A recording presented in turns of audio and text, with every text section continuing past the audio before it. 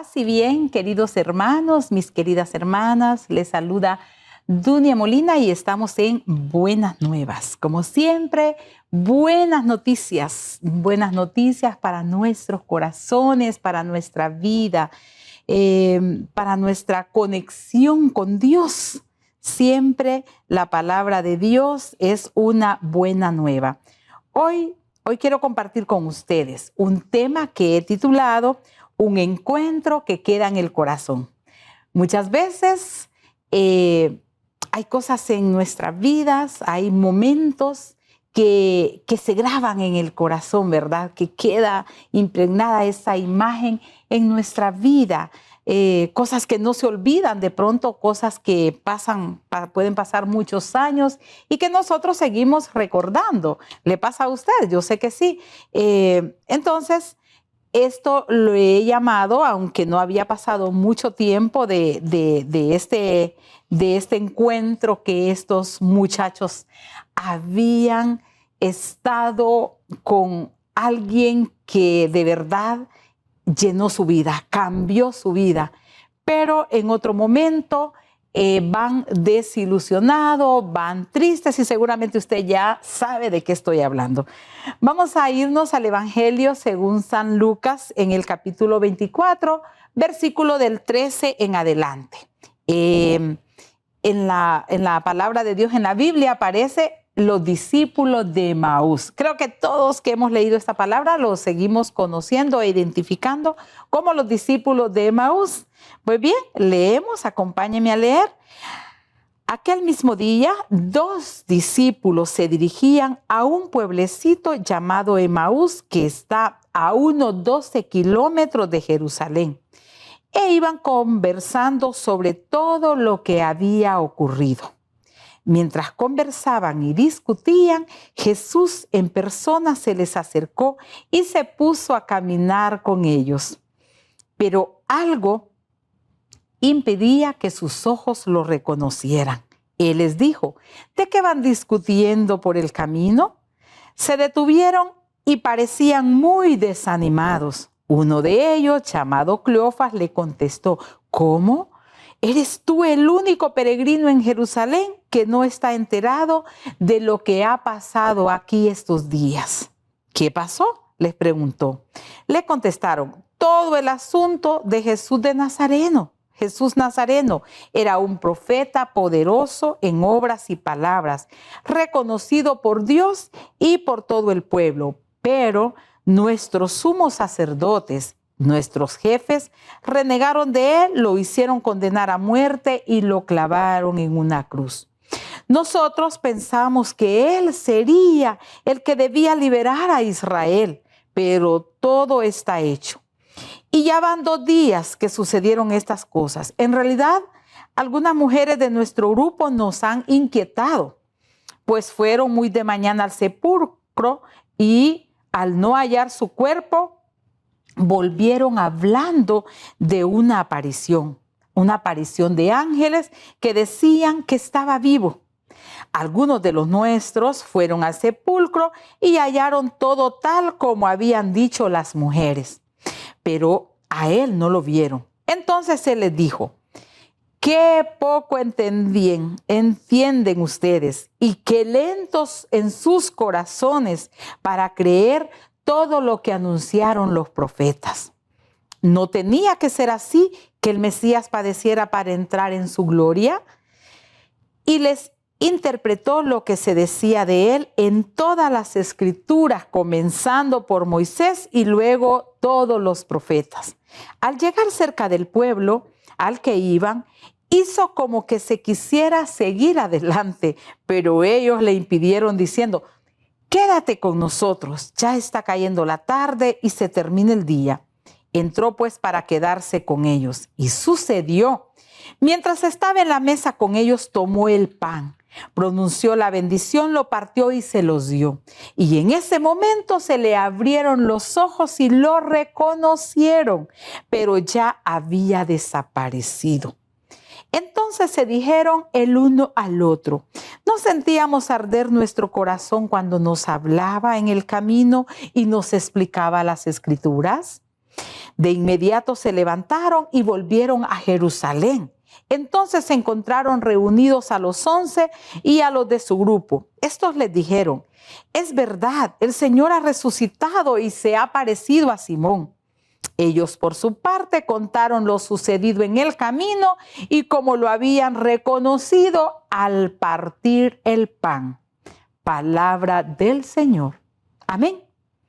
Bendito sea Dios por esa hermosa palabra que nos ilumina, nos ilustra también, nos da muchas imágenes hermosas de lo que sucedió, de este nuevo encuentro con el Señor.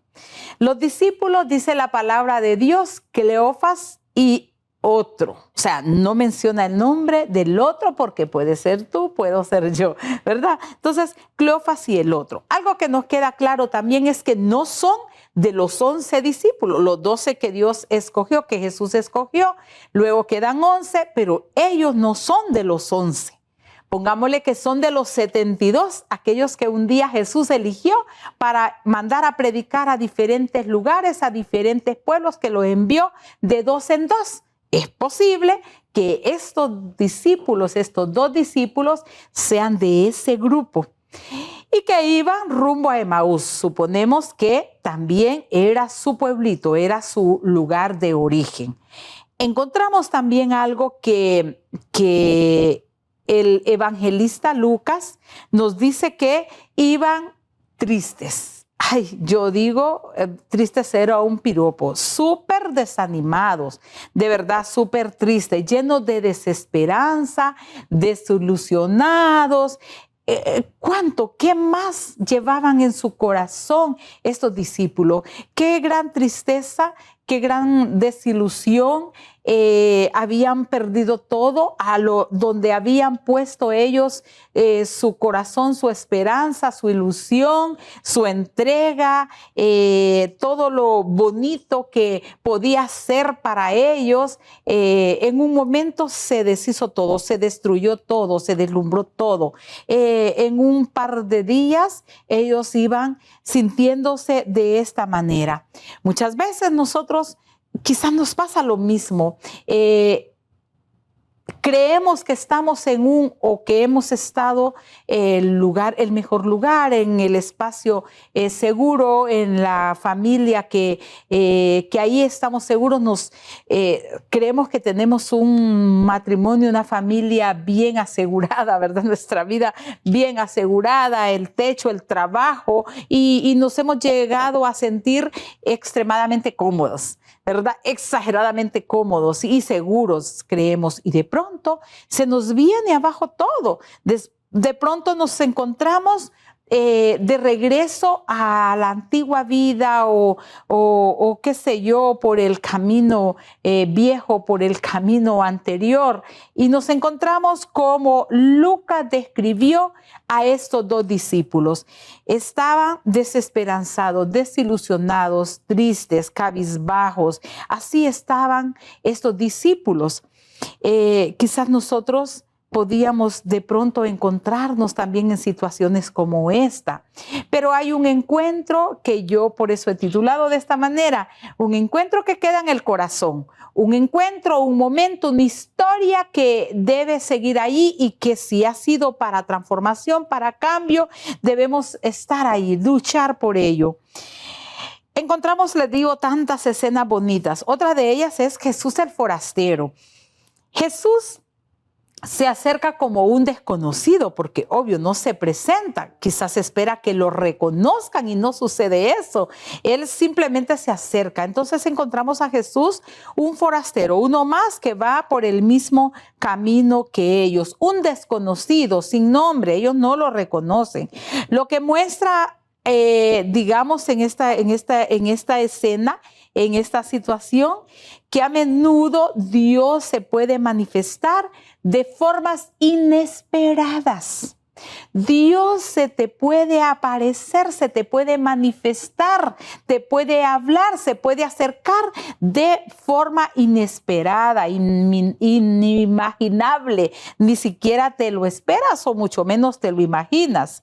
Entonces se aparece Jesús aquí como un extranjero, significando que es un desconocido hasta ese momento, un desconocido para ellos, pero que comparten el mismo camino, el mismo trayecto, van caminando. ¿Cómo es la actitud ante el forastero? ¿Cómo es nuestra actitud ante un desconocido? ¿Cómo es la actitud de estos discípulos? Ya entrando a otra escena, ya entrando a otra situación.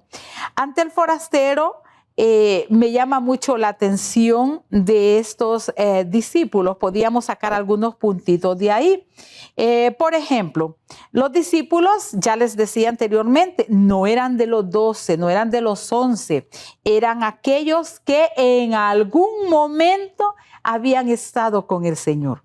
No era el grupito que estaba más cerca de Jesús, que compartían quizás a diario con Jesús, que quizás quedaban a dormir en la misma casa con Jesús, que caminaban kilómetros y kilómetros con Jesús. Estos 11 que Jesús, o 12 que Jesús había llamado, que más tarde Judas lo traiciona y quedan 11. Entonces, encontramos aquí como un punto bonito, importante, que no era de ese equipo cercano, pero eran del grupo que Jesús también había invitado a su camino, a su redil.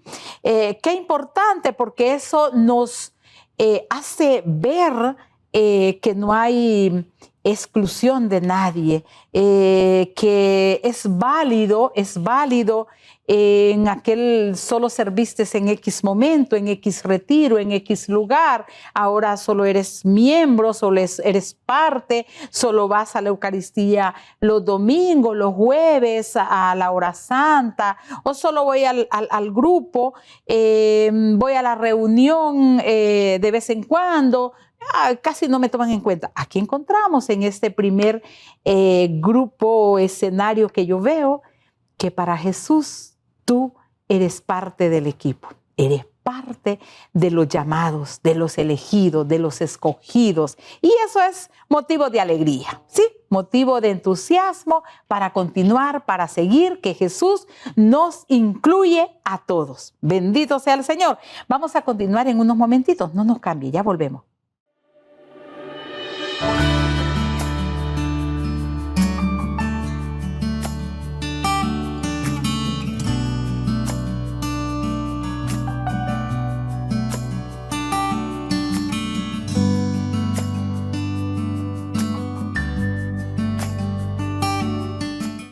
Un encuentro que queda en el corazón. Gracias por continuar ahí, mis hermanos, y continuamos en esta segunda parte, siempre viendo diferentes escenarios, diferentes momentos que vivieron estos discípulos que iban a Emaús, camino a Emaús, y que se encuentran nada más y nada menos que con el Mesías, con el Maestro, con Jesús, con el Salvador, con el resucitado ahora. Se encuentran con él.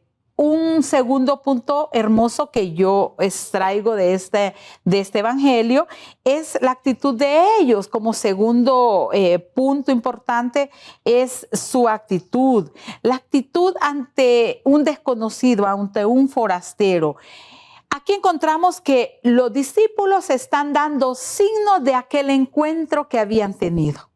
Aquí los discípulos están dando signo de huellas que quedaron impregnadas de aquel que les enseñó el verdadero amor, de aquel que les enseñó a pasar por esta vida, por este mundo, haciendo el bien, de aquel que dedicó su vida a hacer buenas cosas, a amar, a abrazar, a darlo todo, a entregarse, a amar sinceramente, a hacer el proyecto, más bien cumplir el proyecto de Dios Padre.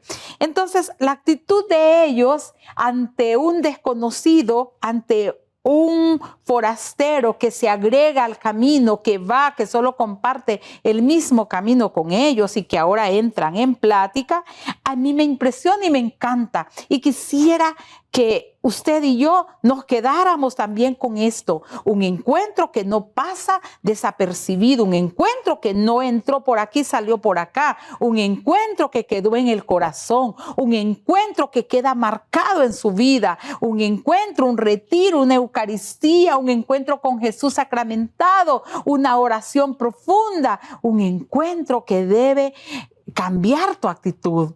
Un encuentro que te lleve a ver a los demás con ojos diferentes, con ojos de amor. Estos discípulos nos muestran acá que ese encuentro que un día habían tenido con Jesús ahora está dando fruto ya. Quizás usted nunca había encontrado esto, nunca había visto esta escena, pero hoy me encuentro en esa escena de dos discípulos, Cleofas y el otro que ni nombre tiene, para el evangelista. ¿Qué importa si lo importante es lo que sucedió? La actitud de atender un forastero. Quédate con nosotros. Se ha hecho tarde, ya oscureció, ya se fue el día, ya se torna oscuro, puede ser peligroso el camino, vas solo, te puede pasar algo. Si ven, hasta ahí no lo habían conocido, no lo habían identificado. Para ellos sigue siendo un forastero del camino, un desconocido. Pero la actitud de ellos en esta escena es muestras de frutos del encuentro. Frutos de aquel que habían estado en 1, 2, 3, 4 momentos que sabemos que habían compartido con Jesús. En aquel que habían puesto la esperanza, la ilusión de un nuevo gobierno, de un nuevo dirigente, de un nuevo líder. Ellos iban desilusionados, pero sin embargo, ya en su corazón había una transformación. Ya en su corazón había una conversión. Allí en su corazón habían huellas de que algo bueno se habían encontrado en algún momento, que algo había sucedido en ese encuentro. Y entonces encontramos, repito, esos frutos. No te vayas, quédate con nosotros. Te invitamos a casa. Quédate aquí.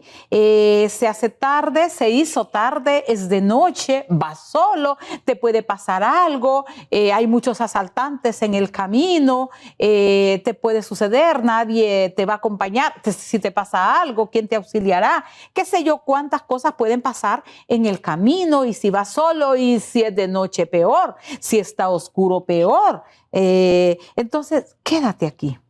Le dan alojamiento al forastero. Fruto del encuentro. Fruto del encuentro.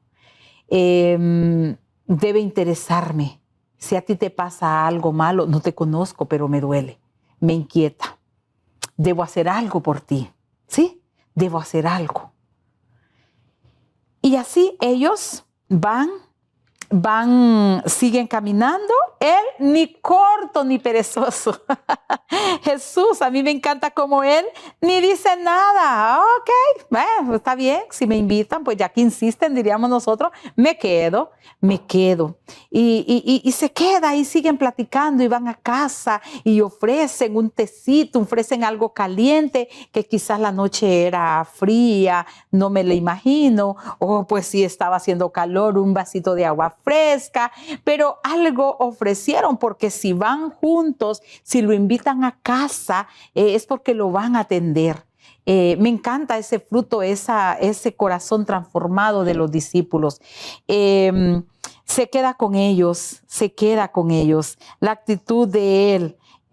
Lo invitan a la cena y es por algo maravilloso. Imagínense si fuera lo contrario de todo esto. Bueno, pues nosotros ya llegamos. Que te vaya bien, que te vaya bien. Dios te acompañe. Buen viaje.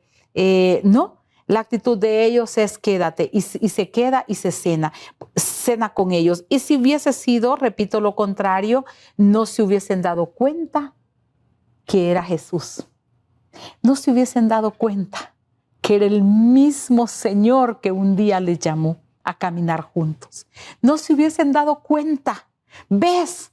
A la vuelta de la esquina, solo hago algo bonito, solo hago lo mínimo por alguien, solo pongo un poquito de mi parte y el milagro se realiza, queridos hermanos. Solo pongo un poquito de mí, poco, solo te daré un lugar ahí donde quedarte.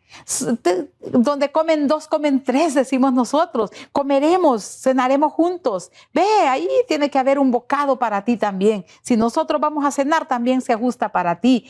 Solo pongo una parte de mí y el milagro se realiza.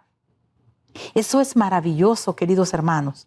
Eso es hermoso. Cuando aquel ciego, Jesús se encuentra con un ciego y empieza a hacer, podemos decir, un tipo de medicamento, una mezcla de tierra con saliva, hizo lodo y se lo puso en sus ojos y el ciego inmediatamente pudo ver. Limpió sus ojos. Lo divino con lo material, con lo que yo tengo, con lo que está a mi alcance, con la materia y lo divino, y se realiza un milagro. Con lo que hay en mi corazón, lo que yo puedo compartir contigo, y se realizó el milagro. Jesús se quedó con ellos. Nos sigue diciendo la palabra de Dios, qué maravilloso. Como un punto 3 y último, lo reconocieron al partir el pan. Ay, eso se llama Eucaristía. Lo reconocieron al partir el pan. Tomó el pan como siempre lo hacía con ellos.